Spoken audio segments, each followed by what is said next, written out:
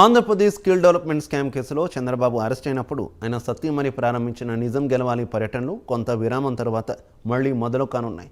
చంద్రబాబు అరెస్ట్తో మనస్తాపానికి గురై చనిపోయిన వారి కుటుంబాన్ని పరామర్శించి భువనేశ్వరి ఓదారుస్తారు. ఈ నెల 3వ తేదీ నుంచి ఉత్తరాంధ్ర జిల్లాలో భువనేశ్వరి పర్యటించనున్నారు. ఇక నుంచి వారానికి 3 రోజుల పాటు ఆమె పర్యటిస్తారని పార్టీ వర్గాలు తెలిపాయి. 3న విజయనగరం, 4న శ్రీకాకుళం, 5న విశాఖపట్నం జిల్లాలో భువనేశ్వరి పర్యటించనున్నారు.